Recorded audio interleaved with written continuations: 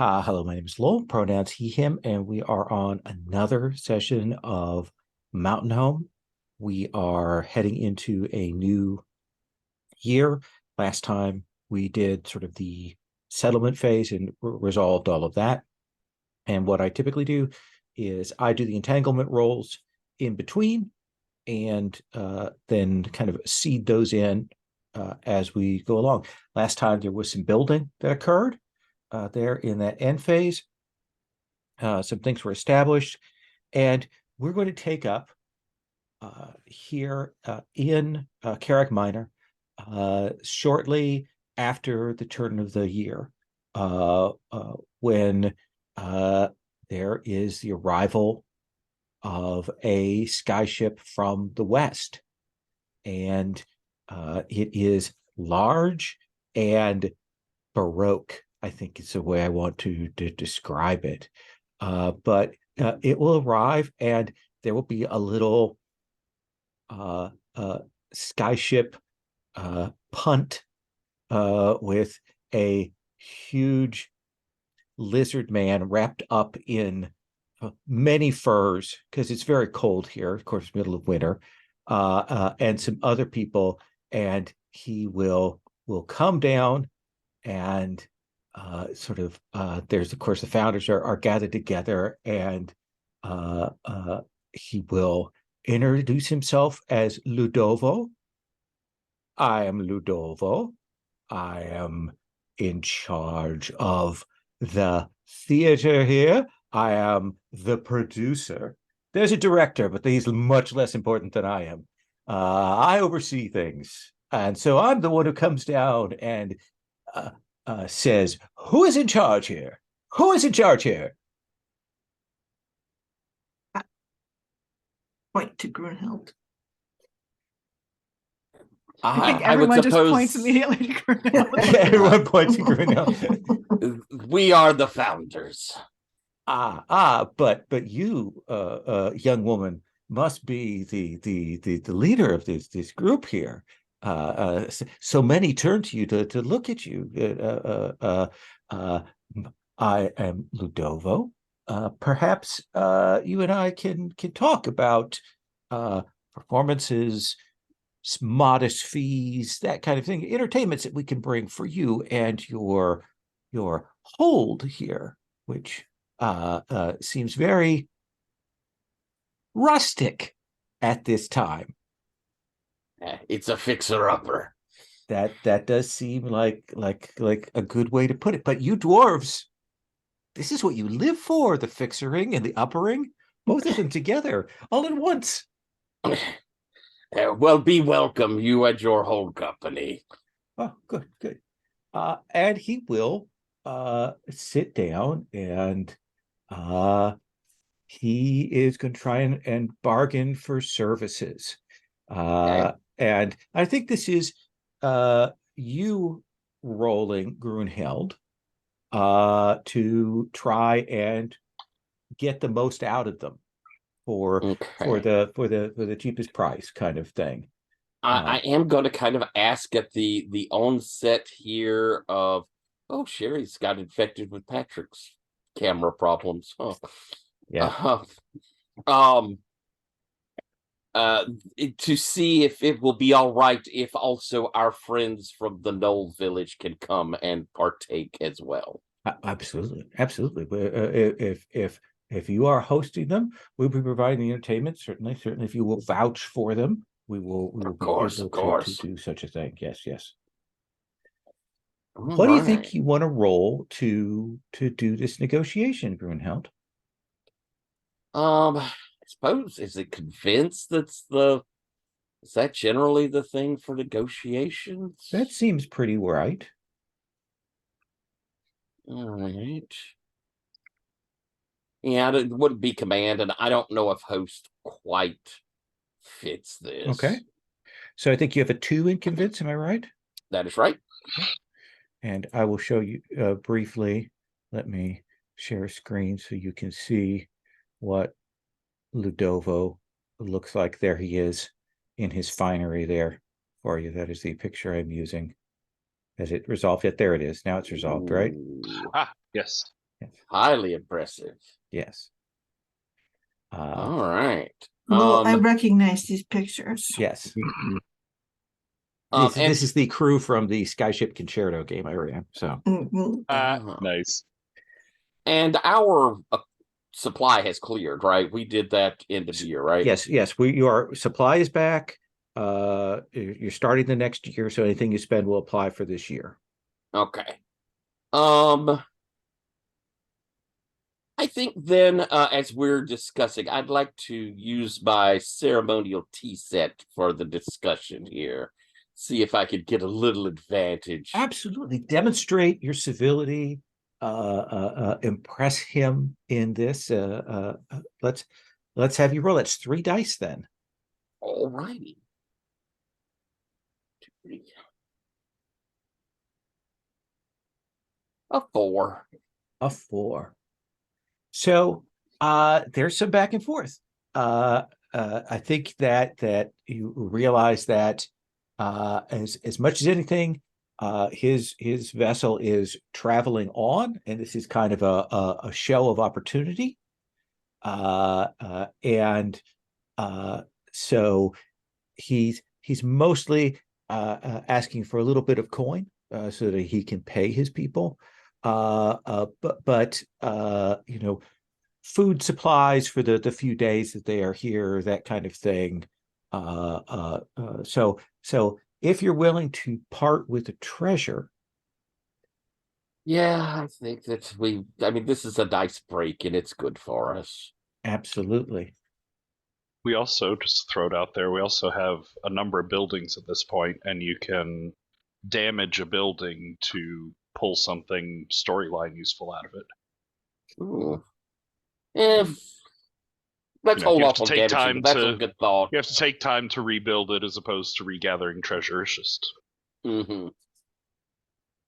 If you're willing to spend the treasure on this, then he will be pleased. You know, you have some concrete treasure and things like that, and he will kind of pull out the stops for you. The vessel will be kind of lowered down close to the ground, and a set of collapsible stairs are put out, and they will allow your people to come up. They have kind of a ballroom here. They have an opera house on the thing. They have seats. You know, it is all the like the front half of this skyship is all about the theater and stuff, and like the back half is like the galley and the seamstress and the costume storage and all of that kinds of things. They make a point of saying, don't go too far below decks because we don't know what goes on down there. So don't go down too far. But they will ask you with Dobo will sit down with the founders, the 4 of you, will say, so we can do a variety of performances. I have a highly trained troupe. We can go with classical historical dramas. We can go with tragedies. We can go with the finest of comedies. We can adapt existing folklore and such into tales if you have that kind of thing. Any of these things are available. Tell me, what is the temperament of Carrick Minor? What is it that you would wish for my company to perform for you? We will attempt to meet your expectations. I'll look around to the rest of the group. You points to you, Tolan. You seem like the person who gets out the most. You have the most sort of a color to your skin. Like you actually get outdoors. What is your opinion? Seems like a person who might be a person of the world. Well, the laborers will always like comedy. It doesn't matter if it makes sense as long as it's funny. Okay.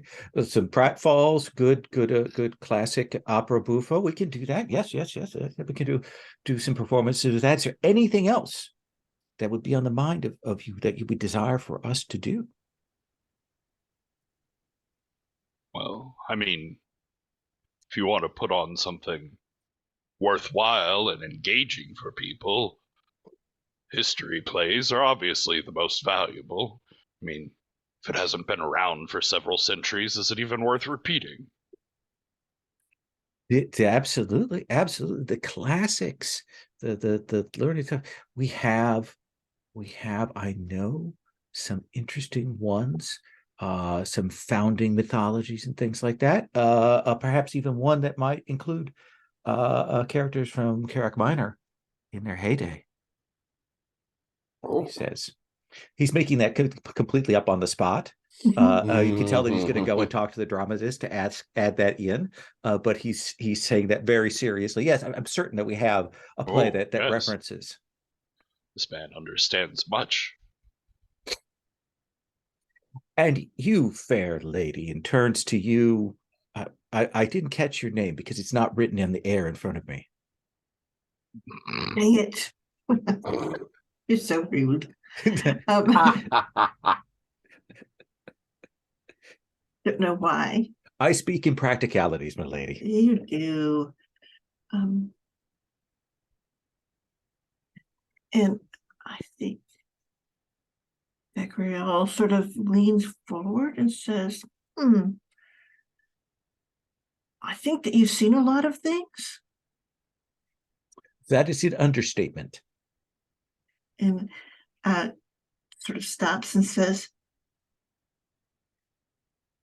yes, if you're going to do something historical with characters from Carrick Minor, founding and all, I wouldn't mind if it harkened back to, I don't know, something that has the thematic of the different peoples around them. Could you elaborate what you might mean by that? The gears are turning in my mind. And she opens her books up. She has this big map.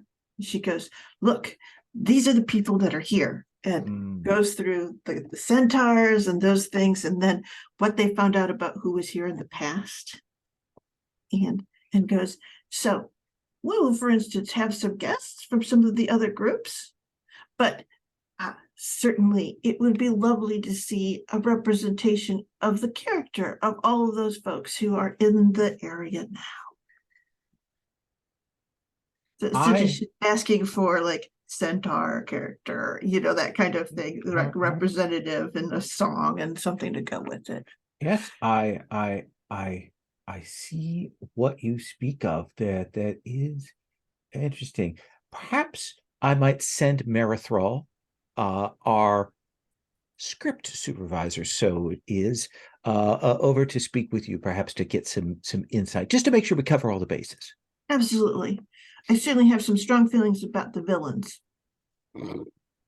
Well then, and that is always, we do attempt to shape things to the current dialectic, as it were. Some of my people have asked if they might come and take a look around your settlement, just to see what they have an interest in certain archaeology and such, and would like to see what this place is. Has been closed off for so long. Well, we would welcome them very much in certain areas, much like your ship. Understood. We don't know what's going on down below either. No. A minor tour. Keep them on the path. They have no need to go any further. They don't need to do anything else like that, and perhaps injure themselves. I don't want that. I do have one question before I go any further and so on. There are some places that we perform at, that we attend to, where certain things are not permitted on stage. So I need to ask you how dwarves feel about dancing. So I see a thumbs up. You're all right with those arts? We wouldn't be required to participate, would we? No, that's a very different theater. Just We do that from time to panicking time. and sweating a little bit. I mean, a lot of them would, but But it's not compulsory. Right. We're not going to do a burlesque or anything of that sort. No. But we've been to places where dances are forbidden for various reasons. So we just want to make sure on that. All right. We enjoy that, especially with a nice upbeat tune. Oh, okay. Jaunty. All right. And he will go away. Some of the people will come down. Will wander around here. This place is imposing. It is. They've probably been in other underground holds, some of them, but this is one that has a real weight of the ages. Not finished, not particularly refined yet. But the performances are excellent. They start the first night off with a classic, cross-dressing, mixed identity, pratfall, acrobatics, people on wire work, kind of opera buffo comedy that goes over quite well. They make a little extra profit in that they do serve food and alcohol here. So that's part of how they make their money at the gate there. I really enjoyed the pulley system. It was very compelling. And that will go over well. And the laborers are pleased with that choice, Tolan. They are going to operate at one tier higher for this year. They are very pleased and happy when it becomes clear. The star comes out and says, this is dedicated to the Laborers Guild who requested this, and we have done that. They come and bring that to you, and then the next night they do a real historical tale with backstab and bloodshed, and fake blood and all of that, and the tyrant overthrown, and it's the dwarves of Carrick Minor that come in to support the legitimate heir to the throne. Like, it feels a little written in, like they crossed out Spanish and wrote in dwarf, kind of thing. The beards were magnificent. Yes. But they will do that, and that will be very pleasing. And Dawson, I think you will be pleased that they listened to what you said. And I'm going to give you an extra die on your first roll that you want to make for this year. It's very good. These people seem to have been dead for ages and ages. Very worthy of listening to. And then Jagriel, the last one is clearly they've taken an existing work that they've done. They've desperately recomposed it, and they have pulled out costumes. So they have Tengu costumes. They have a centaur. They have costumes. Necromantic gnomes. Have necromantic gnomes. The true villains of it all. Yes. They've listened to you, and the centaurs are officious. The pantomime centaur. Yes. The gnomes are villainous. The gnolls are heroic and kind. The dwarves are the real stars of the show. A number of the dwarves are named from various family names that you've given them, and there's shouts of huzzas from different parts of the crowd as that goes on. The Tengos are sort of wise and watching and kind of arcane in what they say, and the various Tengu that have come to see this are very pleased with that. Like, they got us right. They nailed it.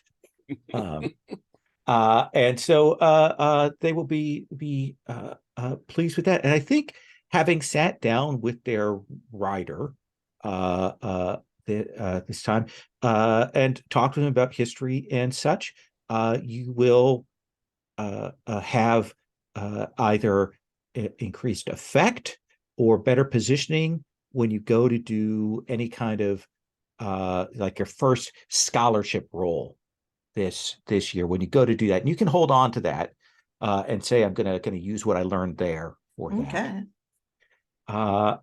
And Grunheld,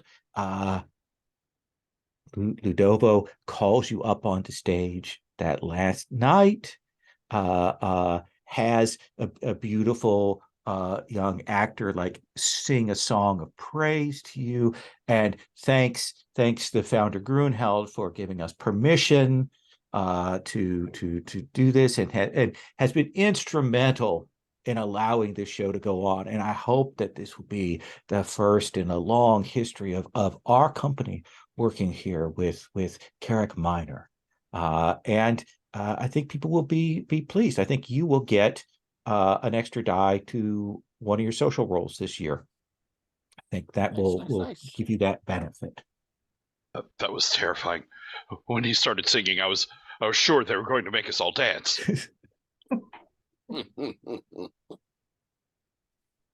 And then they pack things up. They talk with people. Of course, there are young dwarf men and women who are, of course, there's some beautiful actors and actresses who are kind of taken by that. And of course, as they go away, there's at least one dwarf that wants to run off and join the circus that has to get talked down before they head off and continue on their trip to the east. We explicitly make sure that Fishbane Nina does not make off. She's fascinated by all of that and does go all over their ship wherever she's allowed, but the caves still call to her more. Oh, nice.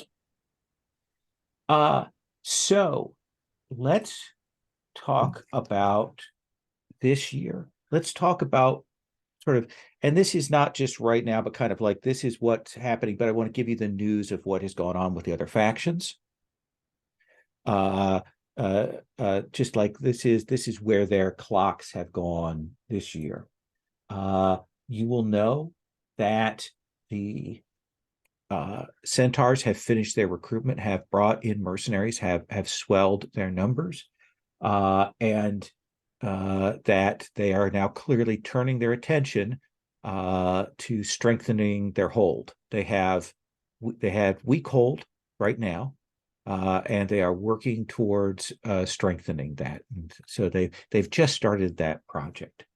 The gnolls finished their defenses and have not, this year, and have not yet decided on what their next project is. So that's something that you could certainly maybe shape or guide or advise on for them. The elves continue their slow accrual of people to take on the gnomes, but it is not going well, and it is slow. And they have not rolled, I think they've rolled one tick each time in this process. Did we by chance, did any of them come? Did anybody, I mean, I think I would have sent a message asking if any of their representatives wanted to come. They're not opposed to us. That's true. They're neutral, so they would have sent some people along. They are very classic. I think you saw those pictures. They're very classic sort of wood elves, wild elf folk. Just to be friendly. Oh yes. The Sarku Sodality did make significant progress on their work to secure and control those spirit fonts that are on the higher reaches of the mountain. The gnomes continue their push against the gnolls, but the gnolls have kind of outpaced them a little in terms of the project completion there. And the human spellcasters who hear rumors that they finished sort of their establishing work, and now they are working on expanding their settlements where they are at. But that is what is going on with the other factions. So before we get into the actual entanglements that were rolled, we'll come to that in a bit. I do want to do that then, giving you a chance to call a scene, go around and do that, talking with a PC or an NPC.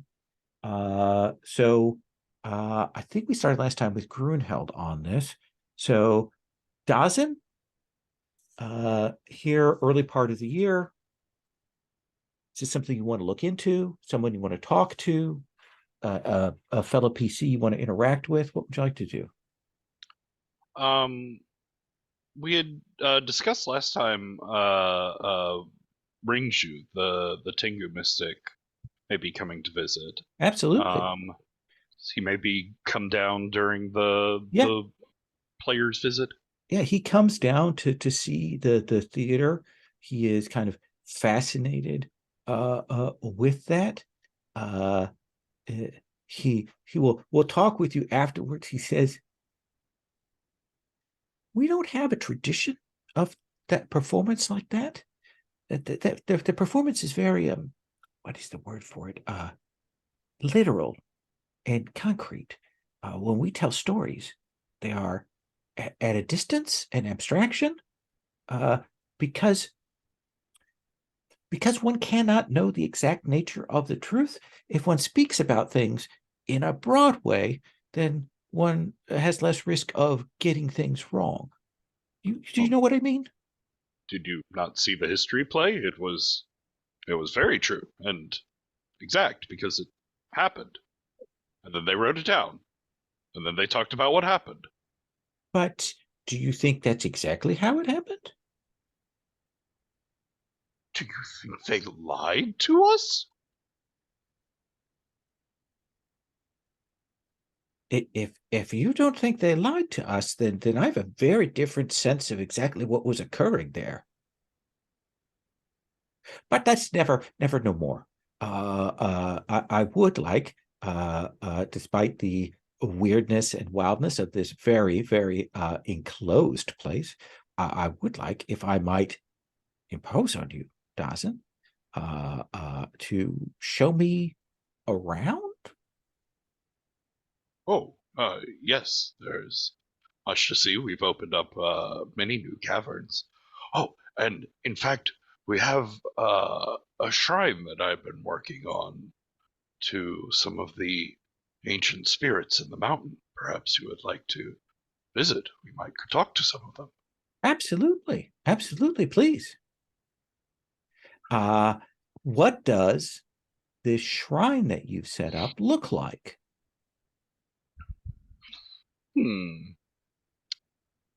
Um,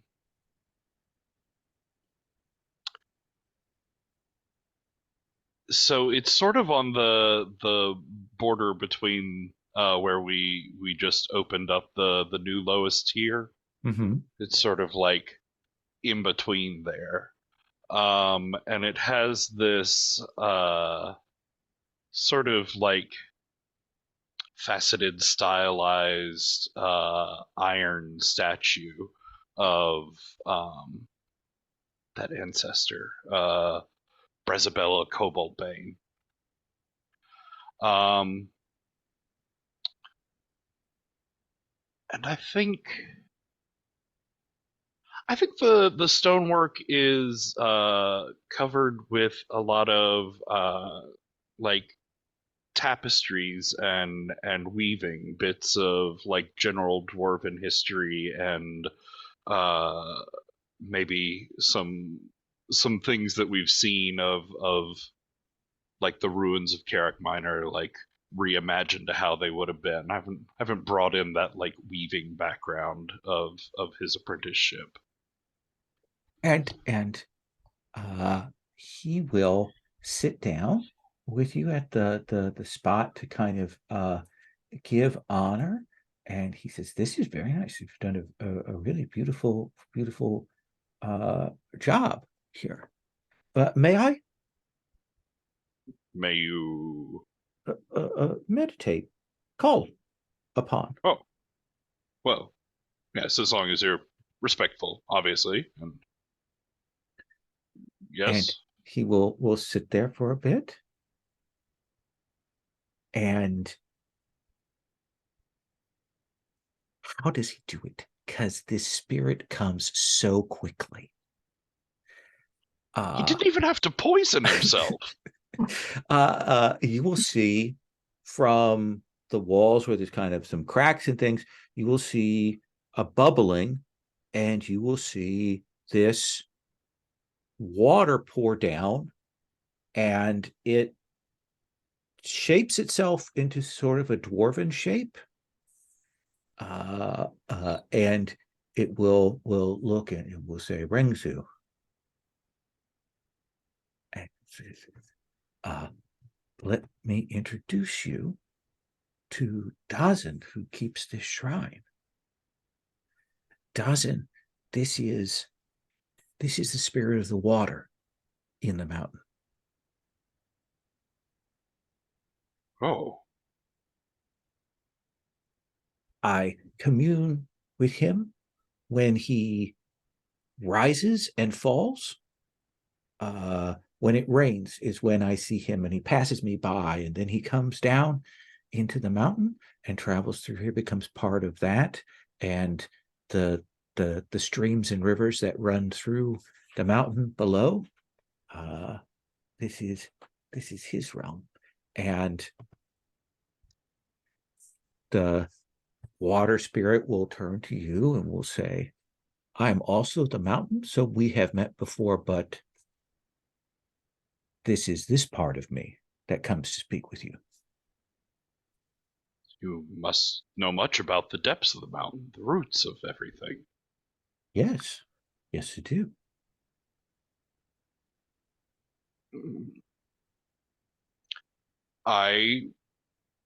We have run into difficulties delving down, spiritually speaking, into the heart of things speaking? Here. Do you mean spiritually speaking? You said spiritually speaking. Is that what you mean? Yes, magically. Oh, good, because I was thinking that you might have meant physically speaking, and be talking about the literal mapping and ways and roots of things. What? No, of course not. We can always dig down. It's just a matter of digging. It's just rock. Absolutely. Couldn't the same thing be said of spiritualism, though? Well, no. We've tried much digging, and it's like there's an impenetrable bedrock, an unknowable side to this mountain that will not reveal itself.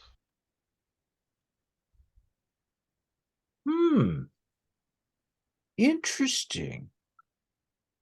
That's what do dwarves do when they hit immovable rock when they dig? What do they do? Well, generally there's some drilling and some large explosions, and then a lot of carting. They cannot do it alone. They have to gather people with them when they hit an obstacle like that, right? It's a group project. It is a project of the community then, right? Well, yes, it takes many dwarves to properly set all the charges and map out all of the fault lines. Mm-hmm.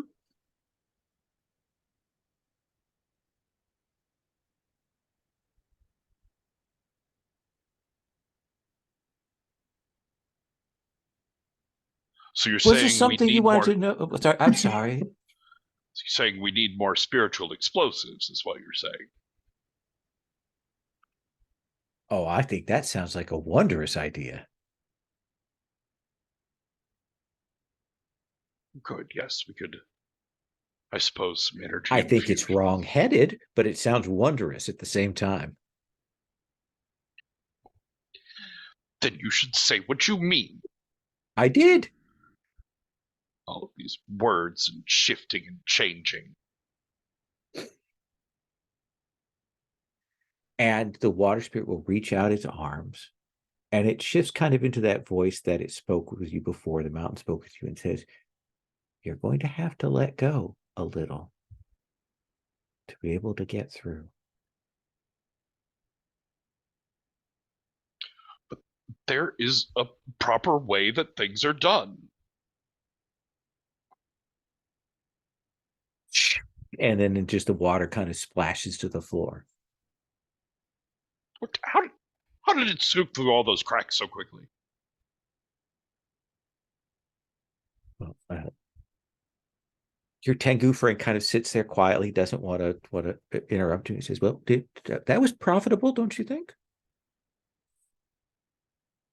was strange. I never heard a mountain speak in such a way. It's unsettling. I'll have to consider it. Consider that this is a mountain not like the mountain that you came from.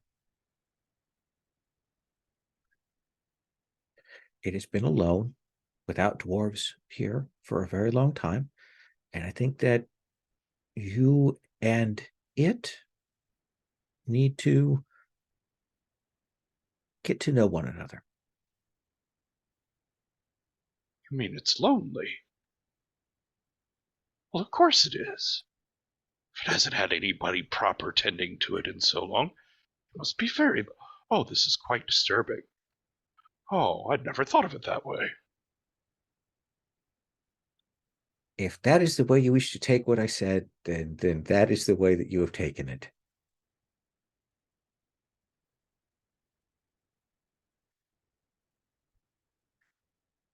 Come, show me some more, if you would. I think he's, after this, he's much more into showing Ringshu sort of like the construction projects, and there's this new brewery that we just made, and have you seen all these runes I've carved? I've carved so many runes, and I carved this one in different ways, and in different ways, and 5 more different ways over here. And he's very excited. Do you at all mention or share how you maybe used some of what he showed you?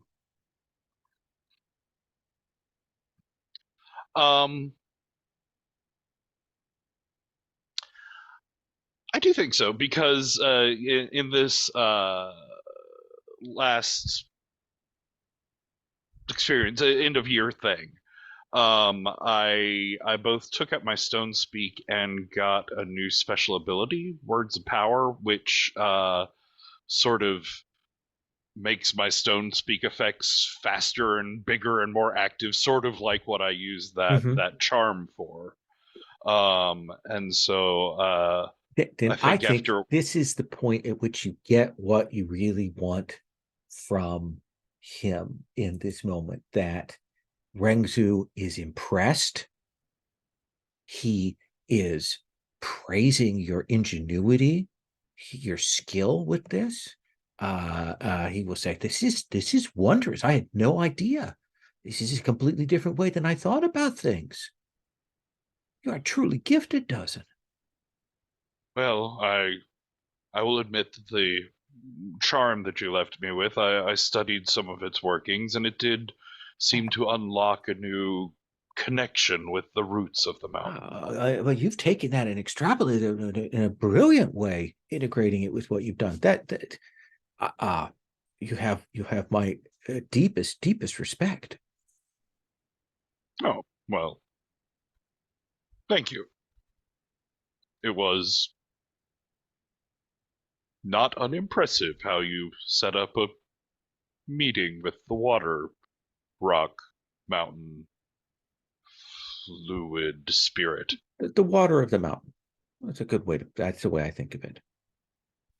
But he will talk shop, like he wants you to walk through what you've done, and he's very excited to talk with you about that and to learn from you.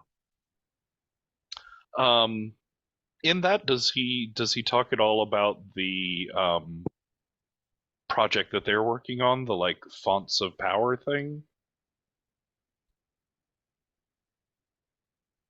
You can tell that he's a little guarded about that. But what you will have the sense of is that there are that the mountain itself does produce places where the magic bubbles up to the surface of the mountain, and that is what the Tengu are drawing on. And he says, like at one point he says, I hope that perhaps your people and mine can work together, because I do know that at some point your people will find the headwaters of some of the places that we operate on, and I hope that we can share in that rather than damming it up or anything like that. Interesting. And perhaps, given the unexpected steps forward that working with the fringes of the mountain and the water of the mountain has served, perhaps a deeper examination of the surface of the mountain would be warranted. Not in some horrible time like the last time when we visited. Oh, no. The sky is doing that awful snooing thing. No. If you wish to travel and traverse and see the extent of the mountain and find the places you've not yet seen, I will help you with that. We have rangers among our people who, if I speak to them, will be happy to guide you. I must admit, I still find it very unnatural to be so close to the sky, but... And I find it unnatural to be away from it. This mountain seems to delight in putting us in unnatural spots. Unnatural is what you decide it is. Yes, I've just explained. All the sky and the extraneous weather. Yes, sorry, I was trying to be enigmatic, but fair enough. Let me cut away from that. Doggerel, what would you like to do? What scene would you like to call? Ooh, I have. Oh, I think that now that Inoxen is here with us, and we have the library kind of set up, and it is devoted to the other peoples in the area around us. So, in that sense of things. And I sort of think that, he doesn't take long for him to figure out that he is an asset to all the rest of the scholars. His time is very much like someone's like, actually, if I could ask you a question. And well, the kind of, well, I can pencil you in, but if someone were to bring me X. Exactly. He has a very, very active social life right now, so to speak. But I think there's a certain point at which I kind of come and say, I think that I would like very much to start putting together, sort of stops and says, we need a diplomatic philosophy, and sort of stops. Understand. You mean a philosophy of diplomacy? Or do you mean a philosophy that is handled with care and politeness? A philosophy of diplomacy. Okay, that makes more sense. Yes. We, as the dwarves who have chosen to reestablish ourselves here in the mountain, have a particular responsibility to protect the peoples on the mountain, but also to work with them, except for those rotten necromancers. And sort of stops and goes, I guess what I mean is, we need to know our neighbors better and how we can coexist and make stronger those who align with align with our sense of peaceable lives here on the mountain, in the mountain, along the mountain.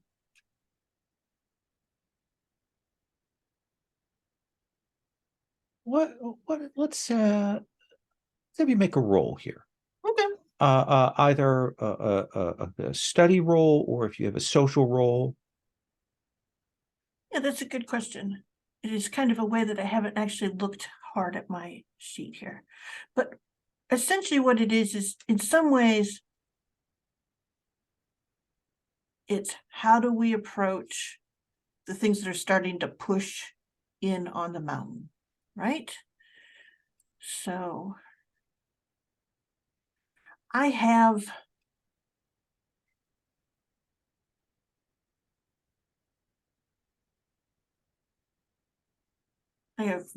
journey, command, convince, study, scout. Do not know which of those fits that. I have stone speak, of course, but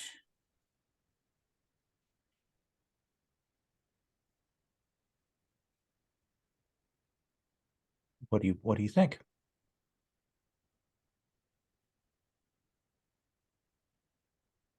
either scout or study, I think. Okay, I'm fair with that. I think the thing that probably will amuse Inoxen is that they do handle it horrifically academically. Okay. Does that make any sense? But do you want me to make a roll then? Yes, I do want you to make a roll. Okay. Then that means I have to find the dice. This is as much as anything a fortune roll. Yes. And again, because you have that library, you get another die. Oh, well, yeah.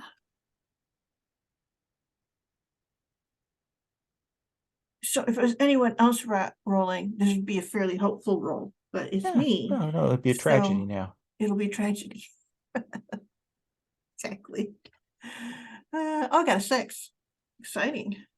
Did not expect that. Yeah. There's a bit where Inoxen is helping you work through a number of things there, and he says you're very serious about trying to come to some kind of accord or accommodation or understanding of your neighbors, are you not?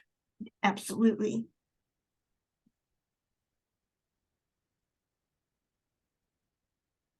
I will share with something with you that I have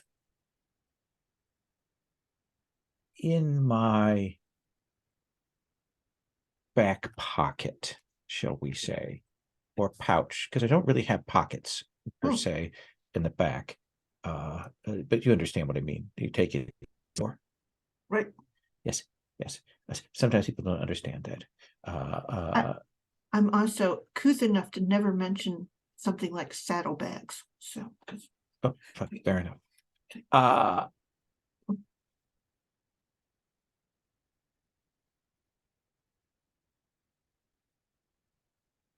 I have a contact among the gnomes.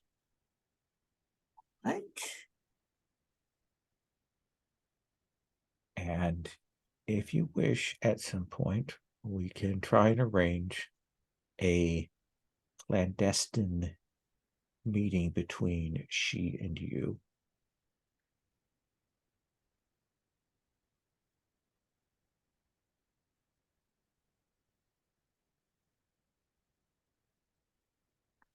Okay.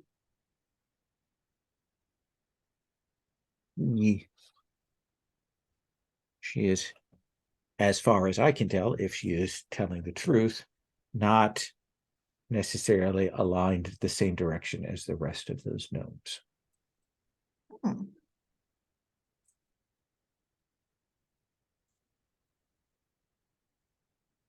So think on that and decide if that is something you wish, and if it is, then I will help you with that. All right. I probably will. And you can tell, like he keeps favors and names and things like that in his back pocket. That's part of why he knows Grunheld. how that whole thing came around is like he had very carefully cultivated that relationship, and it paid off for him in spades. So him kind of giving that up is a big thing for him. You can tell. All right. Let's take our first break here. We'll come back. We'll go to Tolan, and then we'll go to Grunheld, and then we'll talk about events in the settlement. So take 10, and we will return. So, Tolan, I know that you've been zipping between various projects and things, and that way that I have a list of like 7 potential ones here. Yes. What is it that you would like to do for this scene? Do you want to talk with PC, with an NPC, study something, look into something? I think what I want to do is like explore, but I'm specifically looking for stuff I could use to build this this mechanical familiar. And since this is explicitly a secret craft, because it's my vice, I can't explain to anyone what I want the stuff for. But that doesn't mean I can't see if anyone wants to come along and explore. What was it? I think it was Dagriel. I had been talking about the runes that we found. So I think I'm gonna go talk to Dagriel. By the way, there is a mechanic for this. This feels like you are secretly trying to do a great smithing. Yes, actually, that is exactly what I'm doing. I totally did not see that thing in the. Yeah, it's on page 175 of the book, but there's a whole thing about it's a little bit like negotiating for other stuff. Okay. But I like this because this is kind of a prelude to that, because like right now you don't know like even where you'd begin, kind of thing, do you? Right. Yeah. It's like there are many different and a little possibilities. dangerous because it's an art of a group that you don't know, might be rivals. So Yep. Tell me how you beard Dagriel in her lair there in one of the libraries there. Probably at one of the moments like when the rest of the scholarly dwarves are away bugging Inoxen for some things. I think so. So yeah, you find Dagriel. Hi, Dagriel. You remember those runes I was telling you about? Yes. That I keep finding here and there. Yes. Well, I was thinking they might be laid out in a pattern or so. They seem to be spaced roughly evenly. So you're saying we need a map? Yes, exactly. Okay. I want to make a map. All right. Should we get some paper and some chalk, and we can also do the perfect. Yes, absolutely. Yes. All right. And I know we'll put like little numbers on them, and then we'll put those numbers on the map, and we'll know which were where. Yes, that sounds great. That's awesome. Right. That is exactly what we need to do, because like that way, in addition, we can tell where we've been and what is where, and it'll make future explorations a little bit easier. That sounds incredibly sensible. And guess what? I've made glow-in-the-dark ink. Only glows for a short time after it's out of the bottle. What'd you make it out of? And I found some mushrooms. It smells terrible, this ink, but it glows for about 15 minutes after you put it on. Are they paper. Edible? I don't know. just a thought. It's that's neither here nor there. I thought that we should. There are. I don't even know how extensive this place is, but there are large parts of it that we've never seen, and there might be useful things in the ruins, and there might be. Are they above ground or below ground? Oh, I was thinking below ground. Oh, okay, good. I was afraid we wouldn't need my ink. Although I did hear there was something above ground that was interesting that I, out of character, can't remember what it was off the top of my head. Me too. We should probably put that on our list. That's those ruins that looked like they might be dwarven, that were about a day away from here, that you passed by as you were traveling in. Yeah, so I'm definitely gonna bring that up again. So we haven't. Has anybody? I don't think anyone's gone to those yet. Nope. So our list is long. We should definitely put that on the list. Yeah, I'll turn around and write it down and pin it onto the wall, with some clay, so it just with this long, exactly. There's like 52 wall full of notes. Dwarven post-it notes. Exactly. Yep. So two of you go and you can put together kind of a map of where some of these things are. Tolan, what is this? Is this a prelude to like breaching that subject of the creation with Dagro, or is there something you want to get out of this moving around? I'm looking for any materials that I could use, any artifacts that because you're right, I have absolutely no idea where to start with this. Like, well, I can build something that's shaped like an animal, but I don't know how to make it work. And that one seemed almost to behave like a real animal. And I think I'll have to talk to Dawson for that, but I haven't figured out how to talk to Dawson about that without telling him what I'm doing. So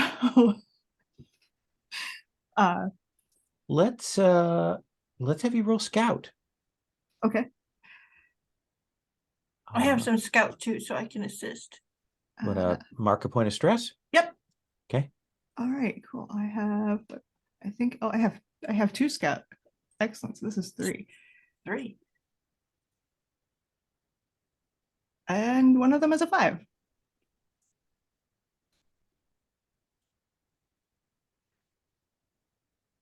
So I think that you will find some markers and notes and things like that that suggest to you where you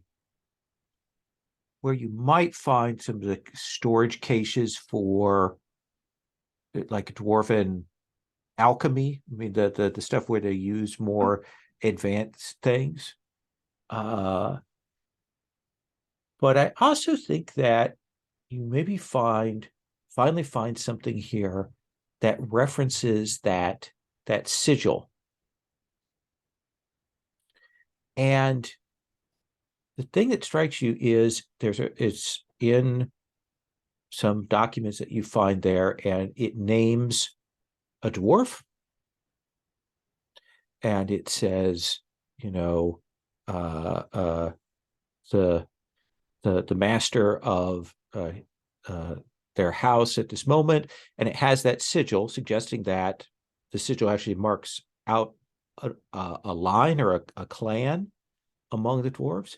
But then it uses a term that you've never seen before, because it's kind of an adopted non-dwarven term, and it takes you a second to parse out, and it describes that dwarf as a shaman, which is not something that dwarves have. Okay.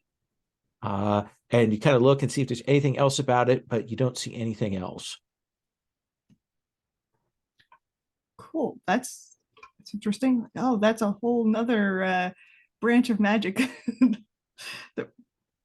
That's if we tell Dawson, he'll want to compete with the idea that's of something it. Like is that something like what the Tengu have? I think so, yeah. But we'd have to ask the Tengu, because it might insult them too if we just assume it is. Right. Okay. But I don't know. Just thinking. Let's ask a Nexus. I ask him about everything that's about the outside world. Yeah. All right. Perfect. I think you go and talk to Anaxis, and what is it you ask him? I think we come in and we're What's a like, shaman? what's a shaman? What does it mean if you say someone's a shaman? It means that it can mean a number of things. It's often a religious figure or a seer figure within a group. It can also refer to someone who works with spirits, like an animist, or kind of a summoner, or it may be an oracle or prophet. I mean, it covers a lot of ground when you say that, but it is a kind of magic, describes a spiritual practice. Dwarves do occasionally talk to spirits. You talk to, and don't, as I understand it, dwarves talk to spirits of material things and ancestor spirits. Right, yes. Shamans do that and more. Like what? Just a few What examples What are their would help. spirits? In some places, shaman are there to deal with disease, and they wrestle with the spirits of disease to cure people. That would be a very useful skill. Yes, I mean they deal with abstractions and things that we would consider abstractions, but that they make manifest or that they interact with the world in such a way. You get a little. I mean, I was raised a centaur, and centaurs are materialists at heart. We know you've got wizards and you've got sorcerers, and that's all you need. Beyond that, anything else is frippery. This really does sound like what the Tengu do. They deal with abstract everything, and I think they talk to spirits. I know they talk, at least they talk a lot about spirits. Then they may be. I do not know. We could ask them. Yes. It does seem like a way to handle that. Yes. And have you been there yet? Knew any dwarves? I mean, I guess they know dwarves, but if a dwarf ever worked with them or. One of the questions they have is, how long have the Tengu been here? We know that the centaurs and some other folk moved in as things have changed. I have no idea exactly how long the Tengus have been settled on the mountain. That would be a question. Were they here when Karak Minor was in its heyday? That's a thing to learn as well. You're right. I thought they had, but now that I think of it, I don't actually know that. They were here before we were? Should we just assume they'd been here for a long time? Now that sounds like a silly assumption. We probably should. Now that you say that out loud, okay. Well, I hope I've been of some help to you in your vision quest. Yes, very much. But yeah, so you've got like some possible directions on where you might be some like higher grade dwarven materials stored away. Cool, and a whole new rabbit hole to follow up. Yes. Grunheld, what are you up to? I'm kind of hopping back, I suppose, to as our flying circus is heading off. I want to try to pull aside the matriarch of the Knolls and one of whoever seems the most high-ranking or most in charge of the Elven the delegation. Interesting. There are a couple of elves that have come, but it's hard to tell kind of what their rank is, or any of that. They do play that a little close to Then their if it's not chest. a huge amount of them, then if there's 3 or 4, I would bring them all. So they are certainly they're willing to meet at the tavern. They certainly do not wish to go into your hold. Okay. But they will meet there. You offer hospitality. It's difficult for them to refuse, given that you've kind of supplied this entertainment that's by your benefice. They really can't say no. So you kind of oblige them to come. The Knoll matriarch is there. You can tell that they do not care for the Knolls. Really? Yeah. Okay. Thank you for giving me a moment or two of your time. I wanted to bring you and our friend the matriarch and myself together to discuss something that is a threat to us all. The gnomes. The elf kind of pauses and says, "We are certainly no friend to the gnomes that are present here in this area." Nor are we. Nor, of course, the matriarch and her people. Even if we 3 peoples might not find everything in common, it is important that we can find some things in common. And a threat, well, there are few things that create bindings between people than a shared threat. We would like for the chance for our 3 peoples to at least begin building the foundation of cooperation,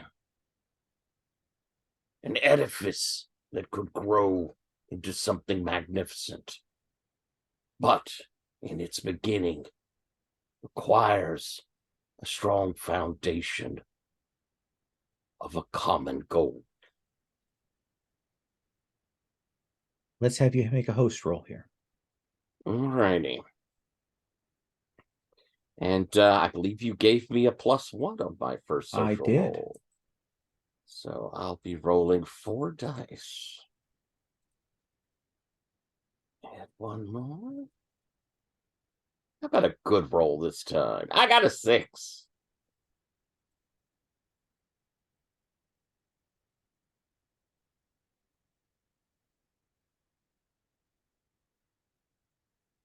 The what's clearly the more senior of the 2 elves will kind of sit back, and he says,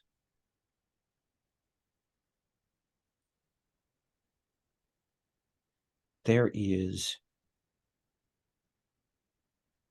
old bad blood between my folk and the Knolls.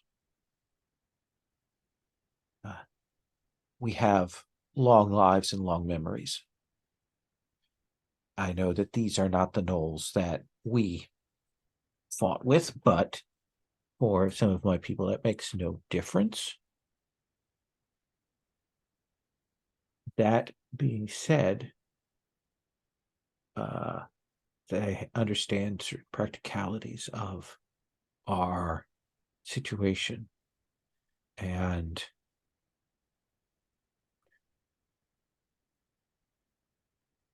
the gnomes have defiled the sarcophagi, the burials, tombs of my people. And I will give a full look of, a true look of finding that just repugnant. They are powerful magically, but we are determined to see them destroyed, annihilated to the last. For me, that is regardless of the cost. For some, I'm sure they have lines, but I would join with any if it meant their destruction. I look to the matriarch, and your people already have seen how these gnomes would come into your territory, would defile your home. The matriarch, yes, that is very true. Would you also be willing to join in some cooperation between the three of us to protect ourselves from this darkness? To protect ourselves, yes. We have worked to defend ourselves against those incursions, and anything that we can do to protect ourselves, and should we be joined together with others to aid them to protect them from this. Then let my people help build a bridge between your two, so that we three together can face this solidly, resolutely. Volmir, that's the elf, will say, I will consider what you've said.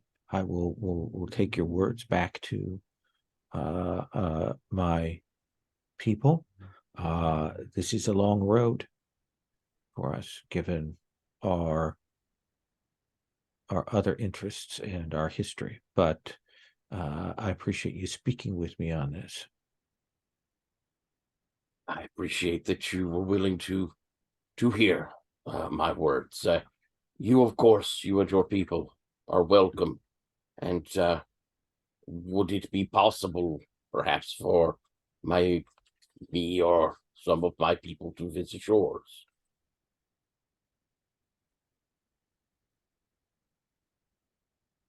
Possibly. He certainly says that the door is possibly open for a diplomatic expedition that is out there. Then let us be willing to have open words between us, and that, let us hope, is the stones we build this foundation upon. And he will thank you and will tell you, like, if you wish to contact us, here's how you do that. Leave word here, blah blah blah blah. And he will head out. The matriarch stays, and she says,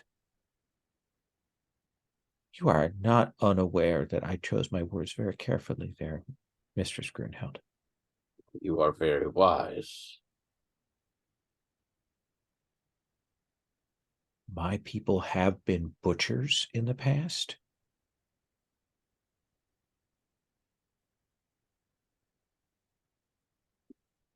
That is not who we are.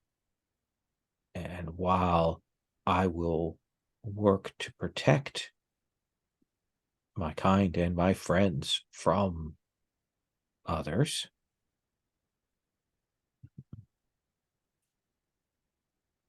we cannot go to war.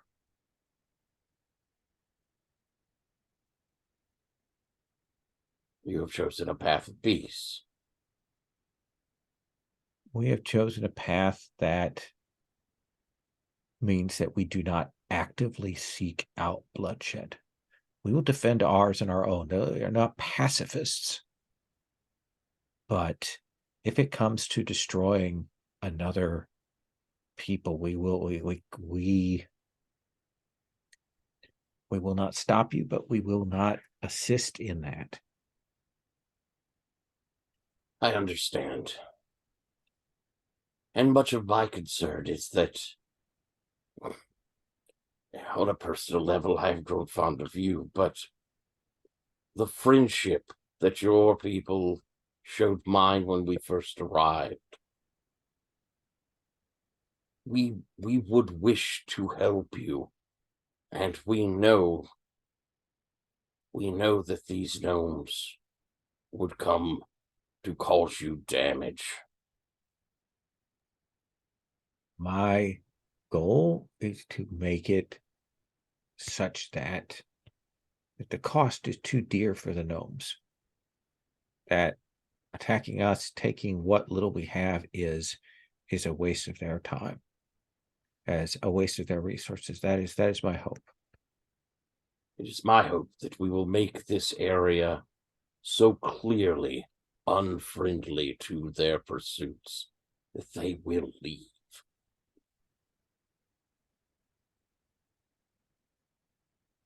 Let us hope. Let us hope. And we will cut forward.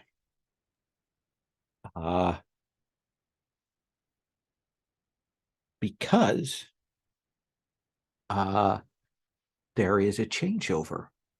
This is a little bit later in the year, but we're talking. One of the guilds, we said that there are 4 other guilds beyond your guilds. One of the guilds is the essentially physician and carers guild, both to tend to the wounds of the dwarves and the health of the dwarves, but also to the wounds and the health of livestock. They are healers both of persons and of animals. The guild master of that guild is probably the second oldest person that came with you. Horbella is her name. Horbella Unsinging.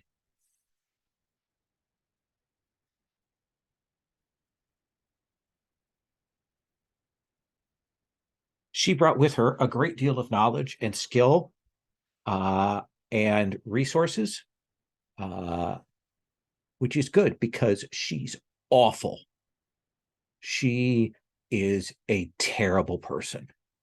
And she has been kind of a constant, like, naysayer about things. And she does that thing where she says, well, I don't think we can do that. And then when you ask if she has a better solution, she just kind of keeps going back to, well, we just can't do that kind of thing. And she has been, I mean, people do not like her, but she has the command and control over her guild very tight, very firmly. So it was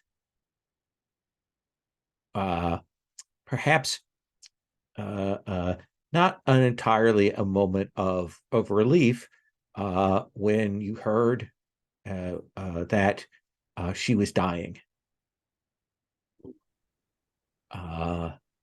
And that there was a great deal of talk around that. And the shock to you would be when sort of she was apparently on her deathbed. She took that moment to lay out some things and berate some of her guild people, and he would have woken up one morning to a great crash, a great sound of something giving way. And you would have gone and seen the founder's house. Each of you has quarters that are a little bit nicer, that are kind of ceremonial and so on. That Horbella's Physicker's house had just collapsed into rubble, destroyed.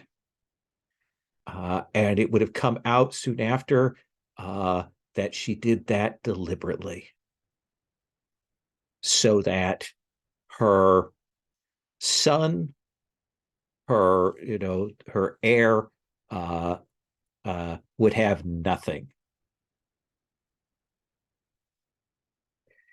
And there is a real downer feeling within the community after that, of her absolute pettiness and so on. And you will get the feeling that something needs to be done.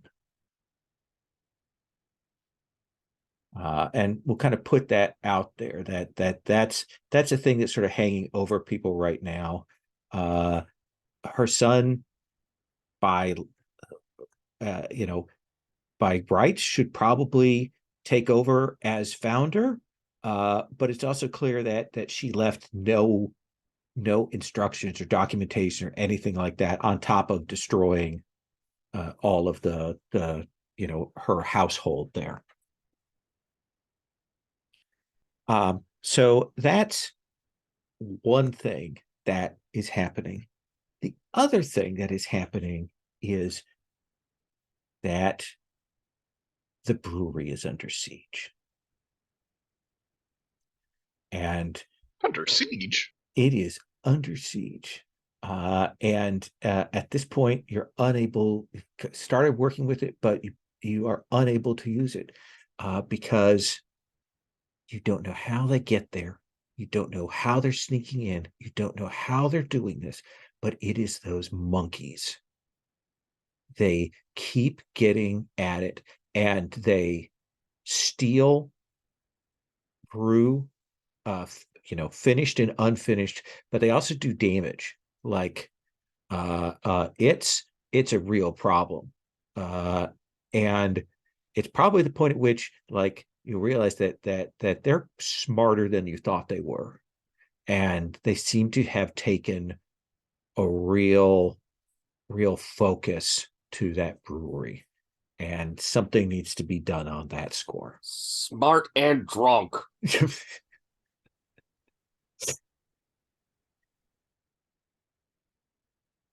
So to tell you mechanically, just so you know what I rolled, that is claim harassment or harassment, however you want to say it. That's the one.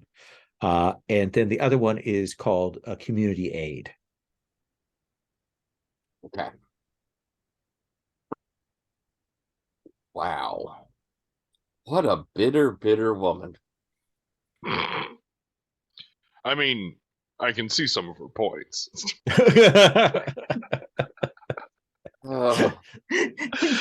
We all roll our eyes. I begin to see why so many of the people that came with us were allowed to go without much problem.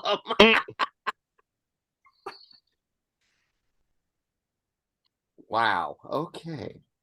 Do the scholars have any information? We have tons of information, but not precisely what Horbella had. However, right. I do think that perhaps what we need to do is actually build a hospital or something like that. And we'll begin gathering the lore. We'll assist their guild in that, perhaps? Something like that. Does that seem reasonable?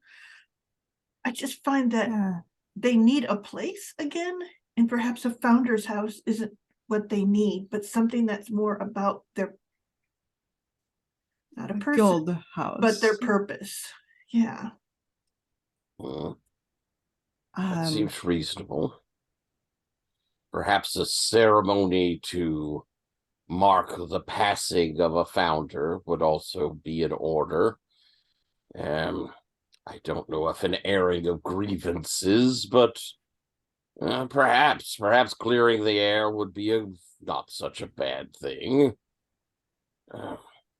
As for the brewery, I am very close to hopefully having something that will begin to help with that.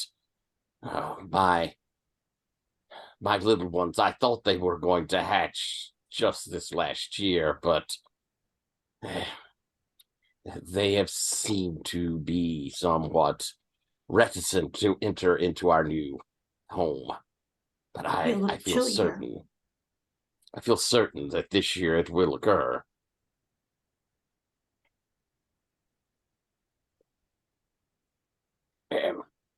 Thoughts, Dozen?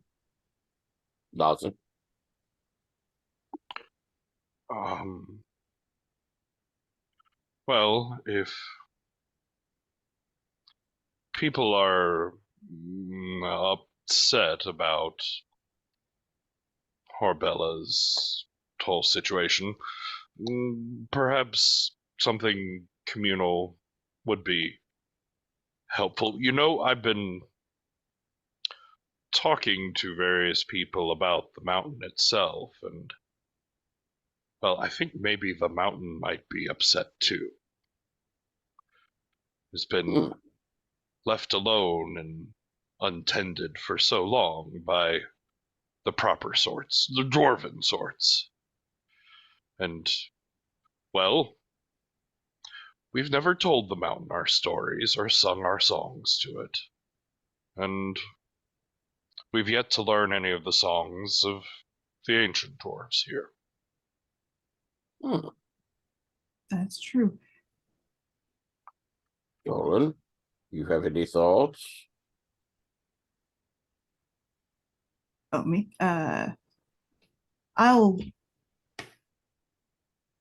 Well, if I can keep it away from the monkeys, I'll brew us up something a bit milder than you used, than you drank, Dawson. I think that batch may have been a little strong to aid us in communicating with the mountain. So perhaps a ceremony with libation, calling to the mountain. I hate to say this of the dead, but this is the first of us that has been lost since we've come.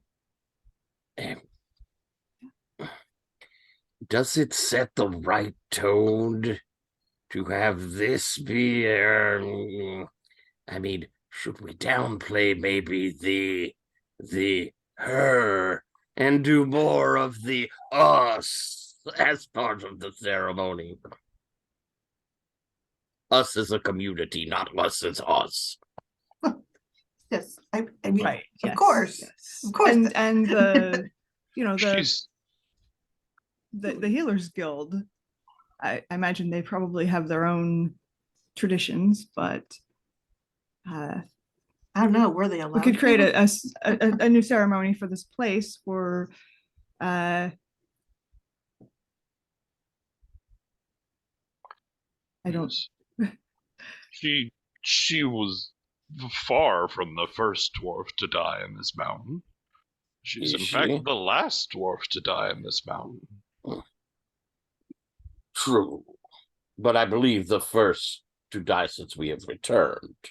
Well, yes, we but should try to find out what the previous dwarves here did. It would be good to know their traditions. They had plenty of time to learn to work with the mountain. And exactly, it's I mean, they did all die horribly, so It's about Maybe where we want we're to all avoid going. that. Well, not that, yes, obviously. But Well, I oh, do you're know right. where You're one of absolutely the right. Should do. I know where one of the burial places are for the heroes. We just never made it down there. Really? Yeah. That's That a would be start. perfect. Could look Perhaps it would give us some information of how tradition was for a burial. Mm, And we probably some could share with inscriptions. them the stories of our old home, the traditions that we bring with us. Oh, you want to summon this the Wait, spirit? what? This is a brilliant idea. Yes, we should definitely summon this ancestor spirit. Oh, of the And ask hero them. that's buried down there? Yes, of course. And the mountain itself doesn't. Is that what you are saying? Ask it to be amongst us? If it will consent to stop and listen for a while. It is difficult to talk to still. Perhaps you should be more friendly. You should smile more. I do not say in jest. I mean, it seems you have taken on a certain air that it is thwarting you. Perhaps maybe a more inviting, unpredictable a bit, tone. but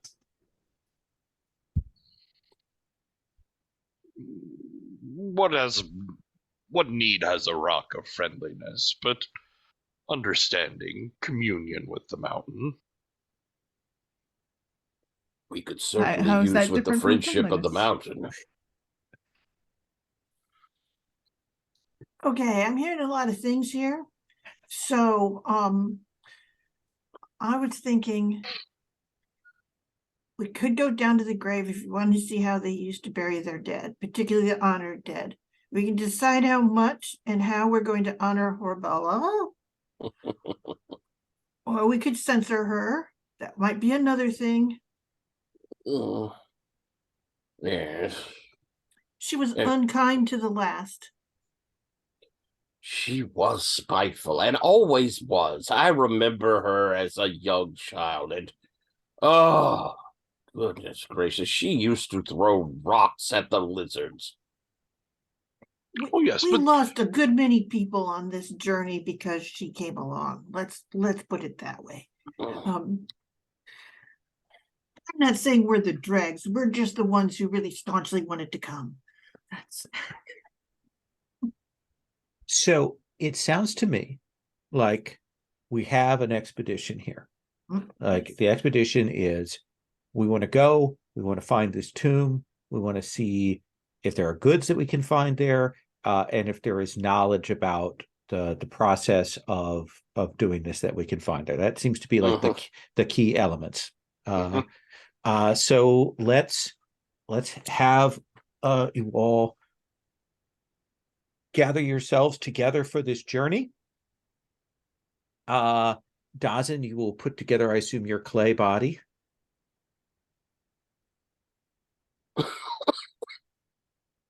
I'm thinking because this is inside the mountain.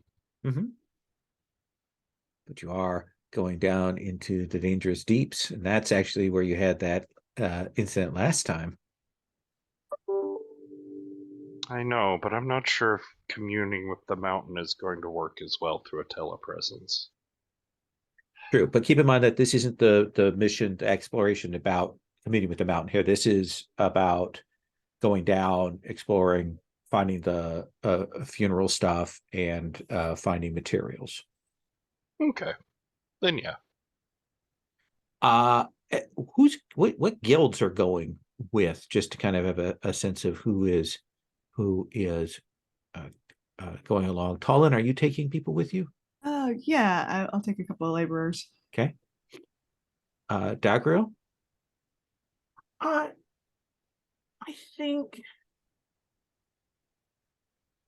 I'll actually go to see the healers and go, we're going to do this. Do some of you want to come along? We're going to figure out how to send someone on, and then what comes next. I think the general take on this will be, if you bring back to us the knowledge on the old ways, we can do that. But very much the sense is that they are kind of a little wounded and unsure. They're trying to figure out how to honor their new founder, because his house got blown up by his mom, and they're trying to figure out about that. So I think if you ask them, they will decline politely. Okay, if I ask him if he wants to come, and because it is a group of us, the other founders, so we're inviting him among our fellowship. Interesting. Okay, taken that way, I think he will go with you. All right. His name is Hemok. Hemok, okay. Grunheld, are you taking anybody with you? Yeah, I think this, if we're going for a hero of the mountain, I think I'll have a couple of Hearthguard. Okay. And Dawson, if you're in your clay form, are you taking any of your guildmates with you? I think we're taking basically the whole guild, yeah. Okay.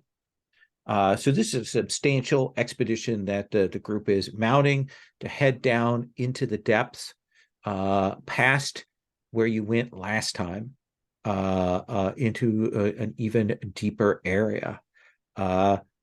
This is still a journey. It is still a trip down into that. So let us start with that roll. We'll figure out what that's like, and then we'll take our second break.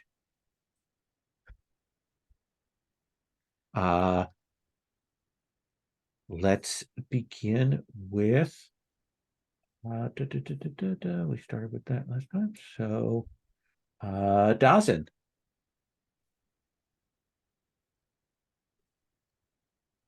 We're gonna do a group roll. Yeah, do a group roll. I could lead It's a group always roll wiser, with the Moray's help. Okay. Yeah, this would just always make sense to try a group roll on, I think. Yeah. All right. So you'll roll your journey, Dawson. You want to bring your guild into assist? Yes, I marked one of them. Okay. Or one use of them. All right. So we'll have everybody else resolve theirs, and then we'll resolve yours. Okay. You are going to mark XP for prowess. Nice. Pardon? I said nice. Oh, okay. Tolan, let's have you make your journey roll. It's a 5. 5. Okay, so that's a mixed success. Dagril? A 1. Mark a stress, Dawson. Owie.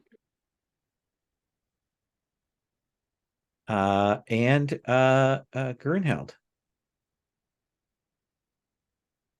Oh, 1. Mark A another 6 and a 1. Oh, So a 6. I have to roll by 2 Oh, you and have take the lowest. 0. Oh. So another stress, Dawson. And then you will roll. What would a devil's bargain look like on this? Devil's bargain on this journey.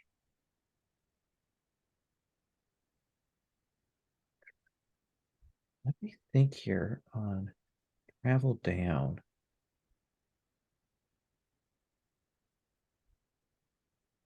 You still have another use of your guild, right? Yes. So here's the devil's bargain is I'll give you an extra die, but essentially your guild members kind of have to exhaust themselves to clear the way, and you'll get another die for it. But they will not be useful to you for the remainder of this journey. Their strength spent. Would it be one of their condition marks, maybe? Because the guilds have weakened, impaired, and broken. Yeah. Yeah. I didn't realize they have a damage track. You have given me a new axis to hurt you, Gone. Excellent. Yes. Thank you. In fact, yes, just mark one of those. Do the first one, the weakened. Absolutely. You weaken them and you will get an extra die. Nice. Okay. I think that's fair. I did talk about bringing all of them. Yes. Let's have you. It's another 5, but we got 5. So we've got mixed success. We will come back to that in a bit. Let's take 5 and we will return.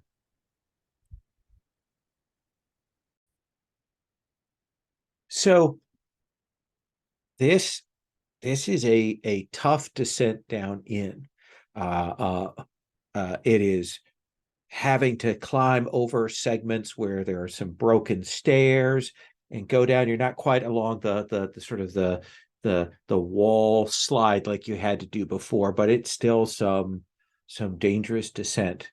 And I think that you will end up doing some damage as you go along here. Having to break some things to get to where you want.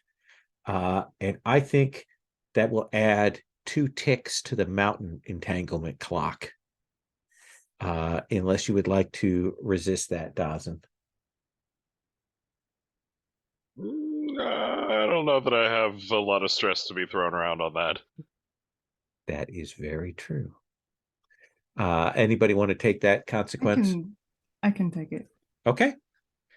I have. What do I roll for this? So your lowest is 2 dice.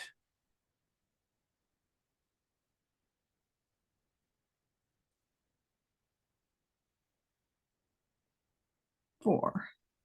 So you'll take 2 stress, but you do get to mark an XP because you helped do that. How does that work? Like, what do we see you doing to make sure that the damage is minimized here in the transit?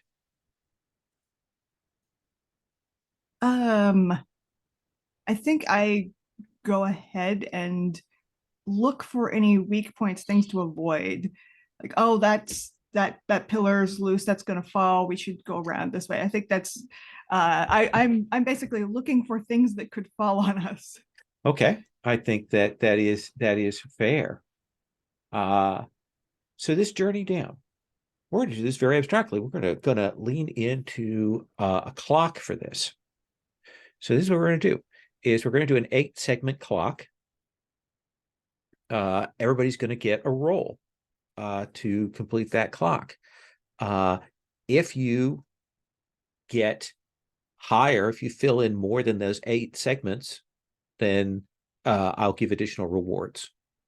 That's how we're going to do that. But we're going to kind of have you narrate like what you're doing to move the expedition forward as you pass the journey roll. Now you're kind of in the section, the deeps that Dagriel found the maps to. Now you're dungeoneering.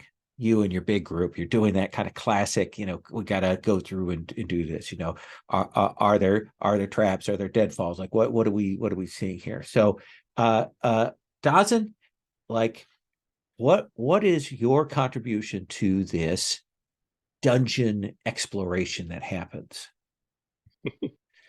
One man saw, 2 man saw.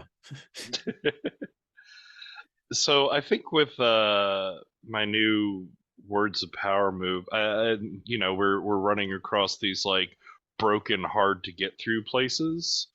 I think Dawson like leads a chant to just like carve and open up a brand new side tunnel to like pass around one of these really delicate areas. Nice. So let's have you roll that with Stonespeak then.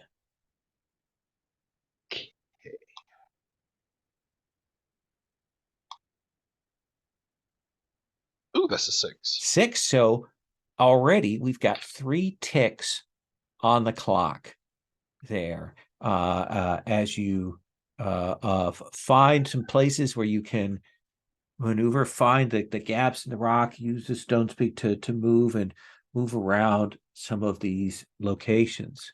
I think it's this very like deep sort of rock shaking chant that you see this like circle sort of vibrating on the wall, and then it's just all this fine dust that just falls away for this like perfectly formed tube of a tunnel.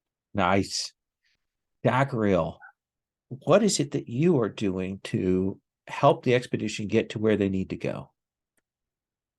You're muted. I'm gonna use my supply to use knowledge gear. So I have that old map, and I think as we've been traveling, I've been able to figure out what more and more of these symbols that are on the map mean.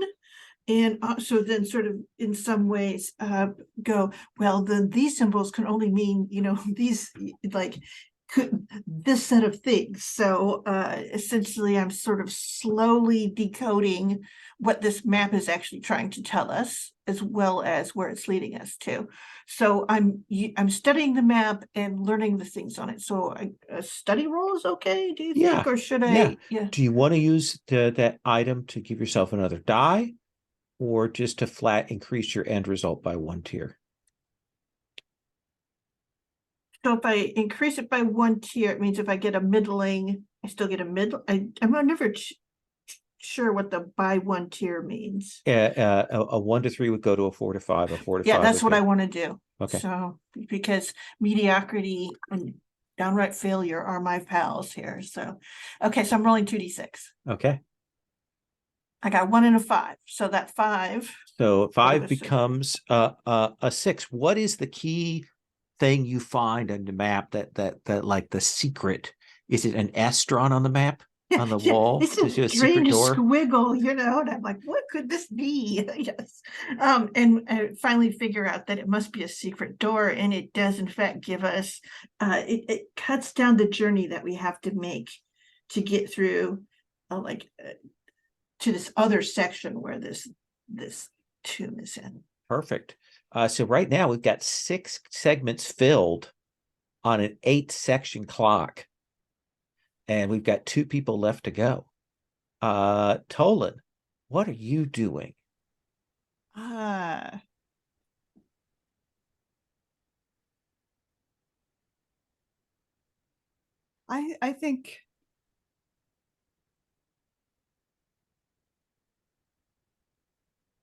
think I'm still looking for hazards. Kind of going ahead and like circling around. I'm basically scouting ahead. Okay. Yeah. Go ahead and roll scout. Yeah. Because that's the only thing I have 2 dice in. And they're both 2s. Okay. But that's still 1 segment on the clock. So right now the clock is at 7 of 8. What is kind of the trip and the kind of the little danger that you get yourself into here? I think I come across a nest of, I don't know, some kind of creature that's maybe the monkeys like larger cousins. I think you will see some of the larger cousins, and they will kind of take off. And I think when you go into this next area, it actually you get a shiver up your spine, because you can see that these slightly larger monkeys have been drawing on the walls, and they have drawn pictures of what are clearly them. And then there is a much, much larger monkey that they've drawn that they are bowing in obeisance to. Okay. We're at 7 of 8. Brunheld, you will complete this, but well, there's a chance for you to like push us over the top here. What do you want to do? How are you doing this? You can certainly have your guild there if you want to bring them in. Right. And we're kind of abstracting for the setting. I think as we reach where the tomb is, and we're beginning to see the more clearly cut out area. We can get the impression we're approaching. Ahead of us, we see a molded and a figure in armor, dwarven figure in armor, that steps out to block our path. There's a bit of a rumble, the sound of stone and metal grinding as it lifts its arms up, and then gives that slight bow of recognition as it stands prepared for combat. And I think it is Grunheld goes, "We must show our mettle. Prepare yourselves." And she draws out her weapon, and the guild pulls out theirs behind her. And I'll mark my own weapon. Okay. And the guild. Okay. And I think it's a skirmish. Yeah. And I'm using the guild to add me an extra die. Sounds good. And I suppose my one-hand weapon. Do you think it just is the necessity to fight? Yeah, just the narrative need? I think so for this kind of thing. That makes sense. All right. So I'm rolling 2 dice. You want to push yourself?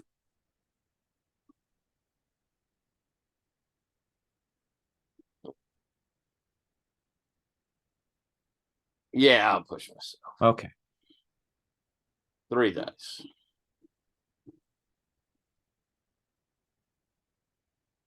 A 6. And that's that third die. You pushed yourself, you got that third die there. It was. And I think as we approach, I think it almost as you watch. Let me describe what you see. It is a thing that is like a purely mechanical thing. They've got this dwarf. It's got that kind of gears and armatures. It's connected up to a thing on the wall there, and it swings with broad strokes, but it's still super dangerous. It's a big, dangerous machine that you have to strike at precisely to stop it. So tell me what you do. I think that as you see us come in, it almost is like going into katas. It is going into the proper hit, repose, the step back, as the Hearthguard and Grunheld together, almost like we're forced into a dance.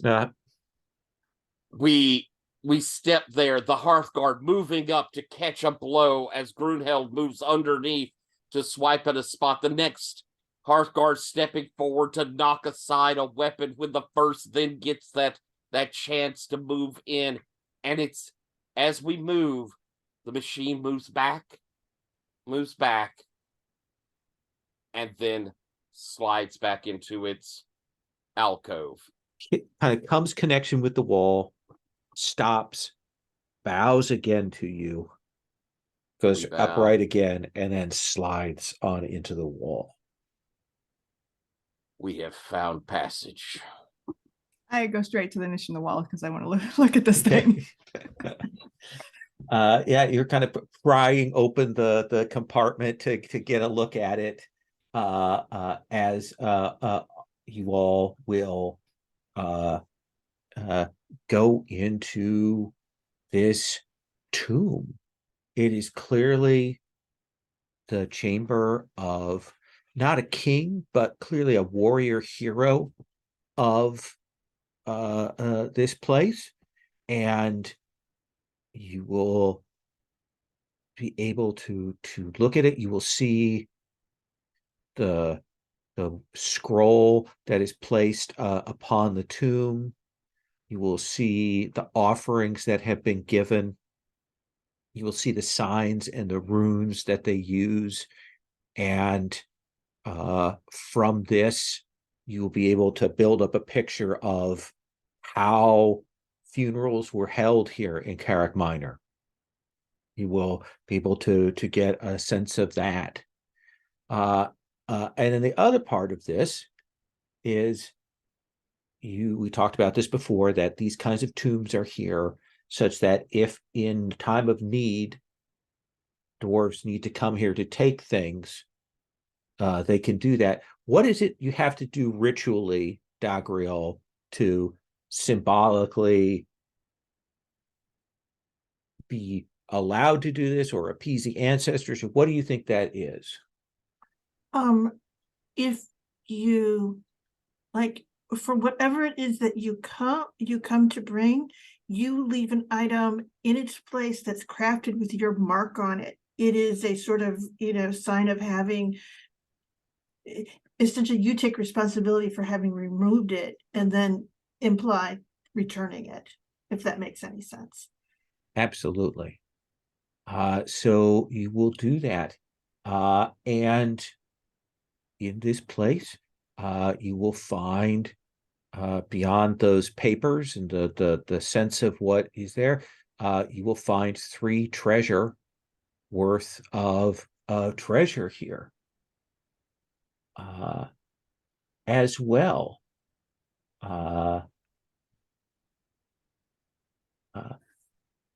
Tolan, in looking through this thing, I think you will have fictional positioning now. You still need to gather materials. It's still a long-term project, but I think now you have fictional position to go, yeah, you know what I could do if I could figure out how to do this and power it independently. But I think you can start a great working on that. I think, Dazin, you will see that there are a couple of runes here that you haven't seen before. Ooh. The next time you go to create a rune, to do that creation of a rune, you will gain an extra die for that. Nice. I have a mechanical question real quick. Yeah. So we have 2 spots left in our treasure stores. Is that 3rd treasure something we could like spend immediately for a flashback type thing, or is it just gone into the ether? Oh, I think that treasury is checked at the end of the year. Oh, like you can overflow until then? That's the way I would check it. Otherwise, it becomes a real problem when you get stuff, and there's no place to really spend it here. It does push you to make sure you spend those things, and of course you have the getting bigger that you want to do. So yeah, we'll do that check at the end of the year, because I couldn't find a thing that told me like exactly how that works. So that's the way I decided to do it.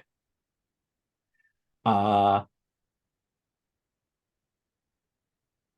think that Grunheld, I would like to give you another XP on your special ability track. I think that performing this act, being down here, is inspirational to you. Thank you. And then let's see. I think that as you would wish, Dagriel, you will find some maps. Let me ask you this. Do you want maps that start a discovery clock with some ticks on it? Or Do you want a map that will allow you to choose what type of the 4 types of discovery you will get when you go? Yeah, I like the one that we can choose. Okay, all right. So Then you will find some maps for a location there on tier 2 that if you go to do a discovery there, you will get to choose which of the 4 categories of discoveries it is. okay.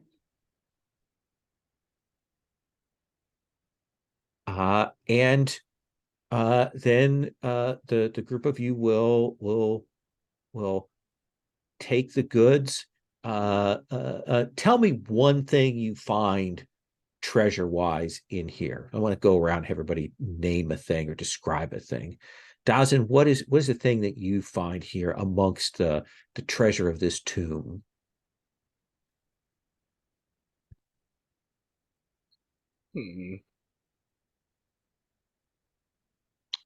I think like someone's personal crafting hammer, sort of thing. Something very fine and balanced and perfect, sort of thing. Looks like it's something left behind by someone important in the Smith Guild at the time as a demonstration of how much they admired the hero. They've left this and left this for future generations, and so you will pick that up, and you can feel the weight of ages to it. Dagriel, what's another piece of treasure that the group of you recover here? I think we find a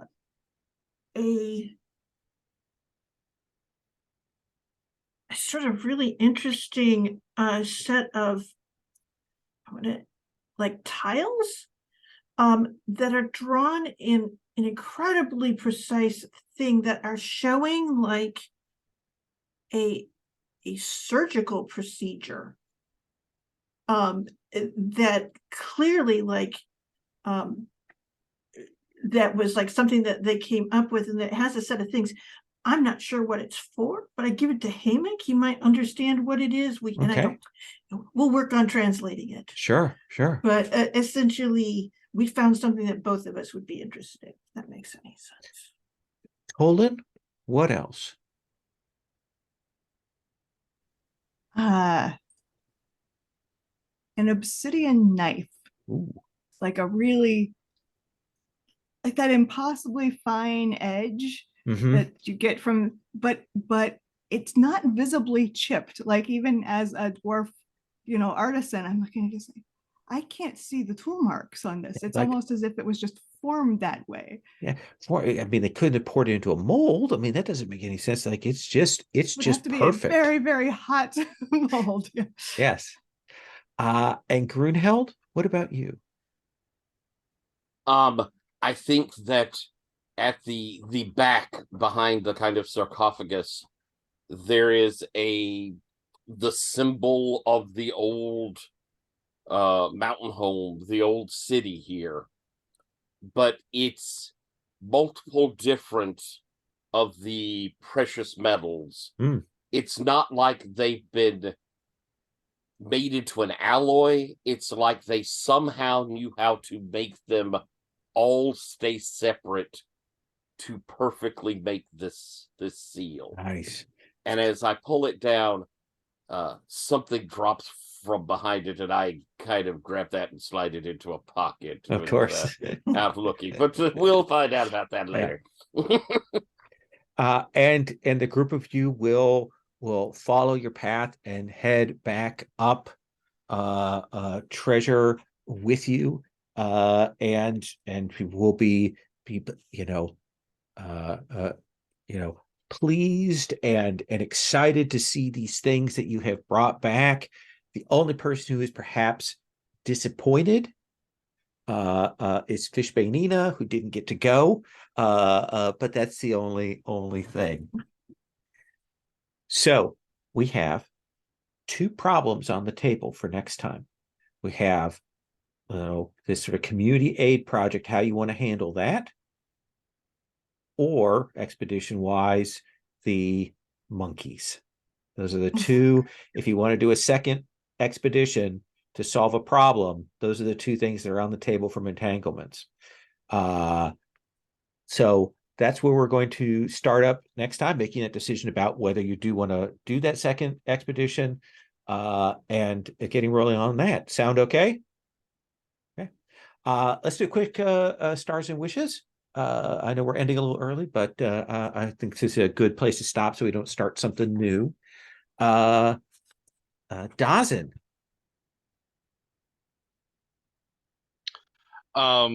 This is cool. I liked the various visitors that we had, and I liked seeing people's scenes. You know, it's nice to keep the story character elements in here.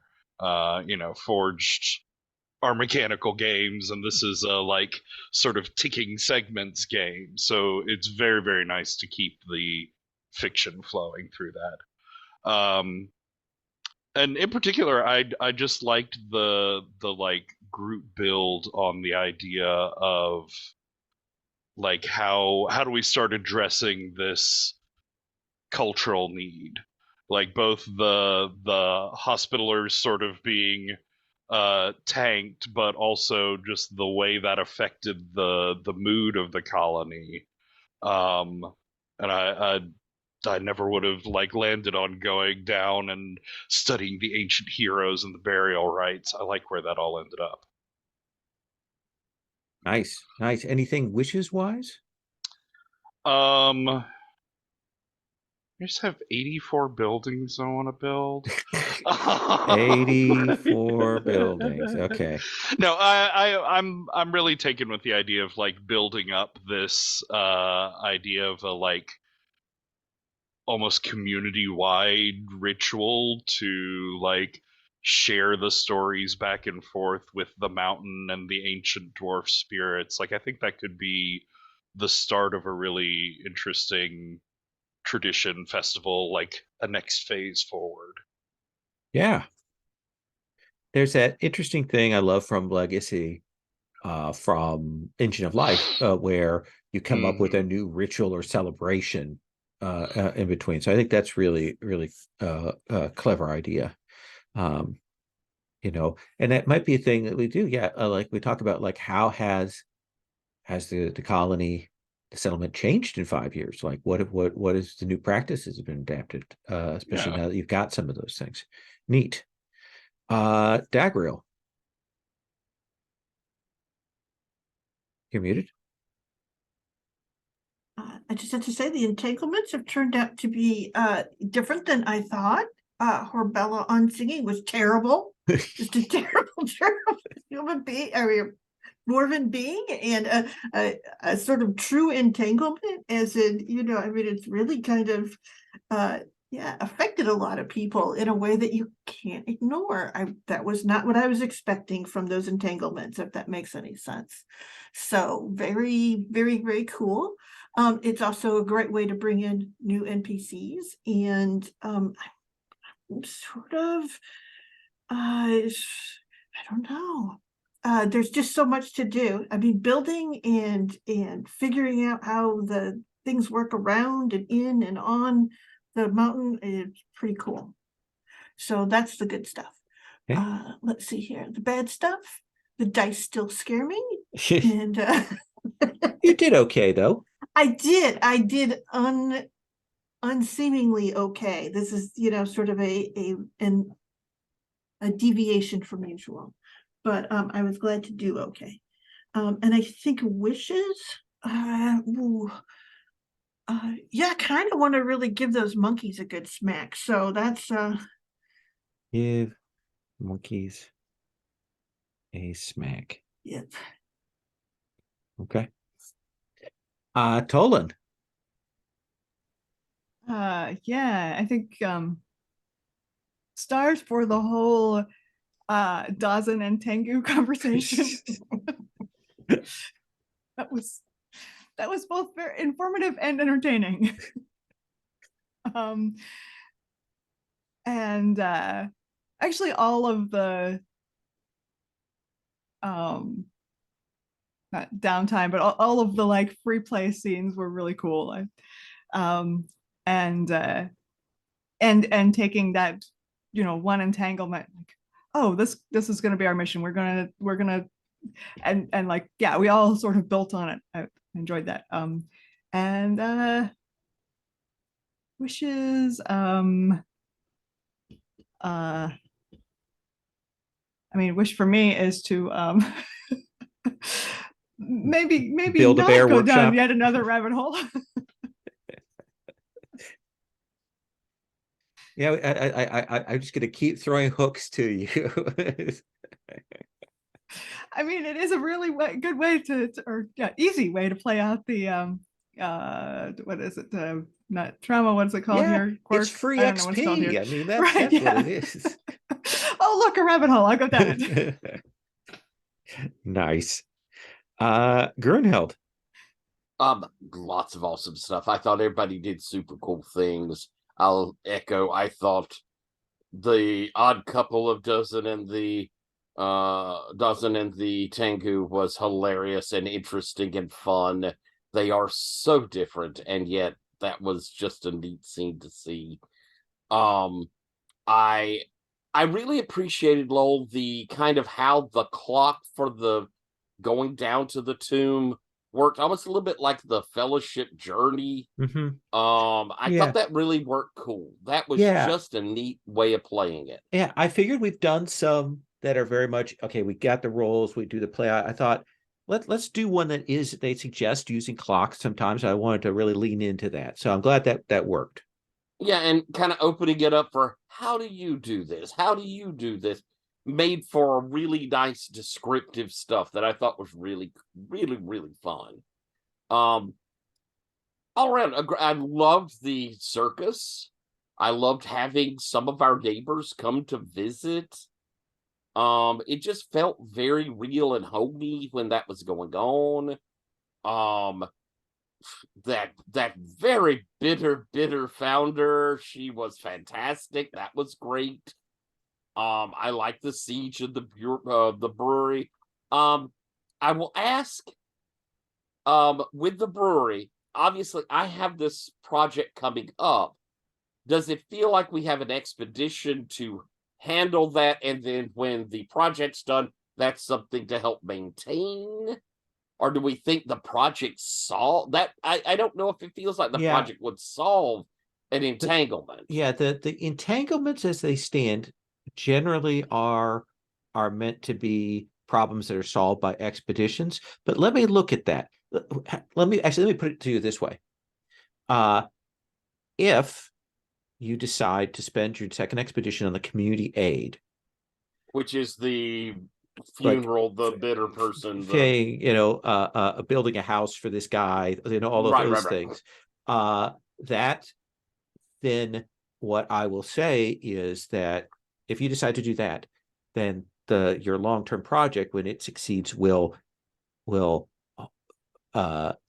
keep the monkeys from damaging stuff until you can deal with them at another time.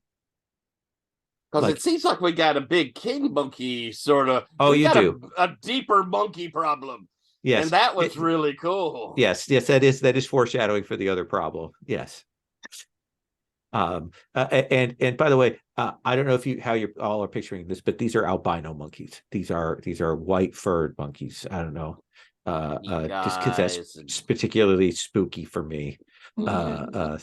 So but we'll talk about that. Like I don't want to penalize you too much on that, especially because you do have something that you put in place to kind of keep that from getting out of hand. Cool. Okay.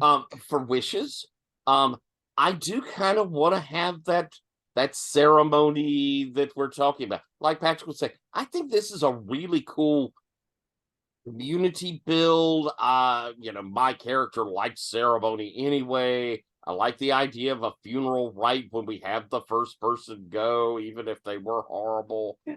Having this as sort of a moment is kind of cool. One of the things we should do, I think, next time, in a way that we've done the montage before, is I imagine that each guild has a particular role in the funeral. And so maybe we'll talk about what does your guild do in that? What is their place in this? How do they contribute to it? Or what do they do ritually when we go on? Yeah, I think that makes sense. That seems really cool to me to have that. And perhaps, try and make closer ties to the mountain itself. Yeah. Wishes, I'm also interested in, we're building up entanglements. I know there are ways to start dropping entanglements, but I know there's some buildings for mountain and There stuff. are buildings for that. Also, anytime I roll that entanglement roll, that does go down ticks. So you may notice if you go and look and see, you'll see that it actually dropped a couple. I look at the second die that's rolled because it's the one that gets the add to it. And the higher that is, the more actually of those boxes get unticked. So when things do happen, it does push things down a little bit. And then of course, that could potentially be a reward for doing particular expeditions or things as well. And then as a kind of final wish, we have a new founder. I'd kind of like to see us as a group, what it looks like when a new founder comes to us when we do that big planning phase. Is there something significant? Or do we, how do we bring them in and, have something of that, of time is moving forward, there will be new founders. What does that look like? Yeah, I guess a really good idea. Certainly I think that's the character we can play with. Awesome. Thank you all so much. I enjoyed tonight. I am going to stop the recording. I'm going to try.